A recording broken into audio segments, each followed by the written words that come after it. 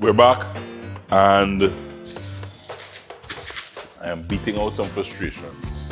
You think of this as lockdown, COVID-19. And yeah, so this is some peanuts. And we're staying in cheesy and gooey mode. This is a gooey dessert. And I'm taking some peanuts because this one is brought to you by the folks at Regal Products. And I'm using a range of Regal nuts, but I'm using the peanuts here. So I'm doing what I'm calling a Nutty Jelly Bar, using some guava jelly and creating a nice little jelly bar with some nuts all inside. So I'm just kind of getting these nuts all crushed. Now I could have easily thrown these nuts in my food processor and give it a nice little ground. It would have gotten nice and finely grounded. The reason I'm taking the time to do this is because I want a little bit of bite. So I want some nuts that's not too grounded. So I want a mixture of ground as well as some nice little bite-sized pieces as well. And that's it, all right? So this is what you're looking for, right? And you can put this aside. So I'll show you how we'll get that done after I get my combination of my flour. So I'm getting some flour. I have 2 cups of flour that I want to get into my food processor. I've done this on the show already, guys. This is like a famous shortbread recipe that Marilla and I do all the time. And this is what we're using to create this jelly bar. Adding some sugar to the flour, a little bit of cinnamon, just for some flavor, a little extra spice. And I'm adding some butter. So when I did this on the show, I think a few weeks ago, it really was in a bowl. I kind of did it, the long version, in a bowl, and I would have crushed all of the butter in and mixed the butter into the flour. This is when you could do it a shortcut way. So I'm really showing you another way that you can do this. Simple: sugar, flour, and butter, and you pulse. So you really want to ensure that the butter and the flour all kind of combine. At this stage, guys, I can add in my nuts. So to get the peanuts all incorporated. Nut smells fantastic already.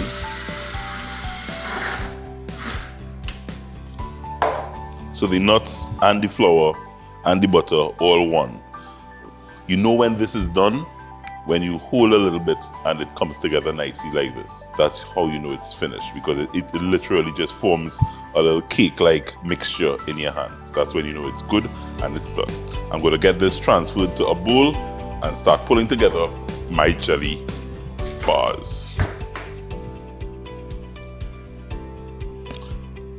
And you just get that in there. And you want this kind of nice crumbly feel. As I said, that's what you're looking for. That's exactly what you're looking for. So that's the mixture. So guys, let me just clear here and let's start putting together my jelly bars. So I have a greased dish, very simple greased dish, and all I'm doing is taking a thin layer and layering it fully there to the base. So there's a little gentleness is needed here. When you do that thin layer to the base, you then want to just kind of pat it so it kind of becomes that cake-like feel that you got in your hand a short while ago. So you pat, pat, pat, and then whatever type of jelly you have, guys, if you have guava jelly, this is guava jelly, but if you have strawberries, whatever type of jelly you have, you feel free to use. So you really just want to dot your jelly all over, kind of just spread it all around. And this guava jelly is kind of the perfect, very elastic-like, so it's very easy to just spread throughout the surface area. So you really just want to get that jelly to cover the surface area as much as possible. What will happen is that this is going into the oven, and when it goes into the oven, guys, the jelly will loosen even a bit, spread a little more. So you just really want to get that exactly like that. And then you take another layer and sprinkle to cover that jelly. This is a perfect nice little gooey dessert for the kids to close things off on a day of homeschooling. It could last the weekend too. So at this stage now, you want to be a little gentle. This is where gentle hands kind of come. So you pat and just trying to maintain the jelly. You don't want to burst and let that jelly burst through just yet. So you patting gently.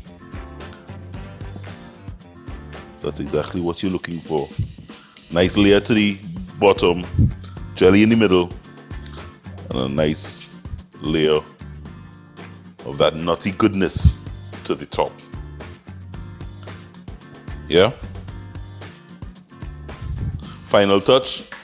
I have some cinnamon and sugar mixed together here that I will just drizzle liberally. Very, very simple, guys. Easy peasy, as they say. This goes into the oven and bakes for overall 25 to 30 minutes.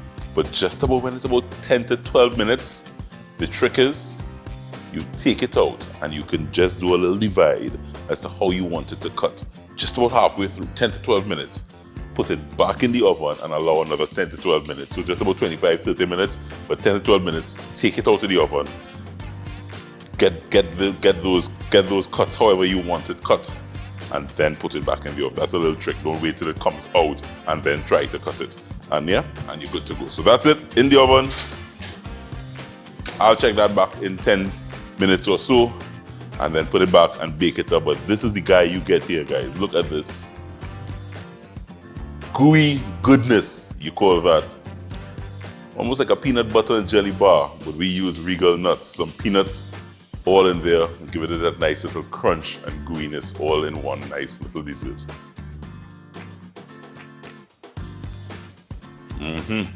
Gooey goodness. Try these recipes, guys. Hope you enjoyed our cheesy and gooiness today. Check out our recipe recap now. This is good. Home Sweet Home is brought to you in part by Regal Products.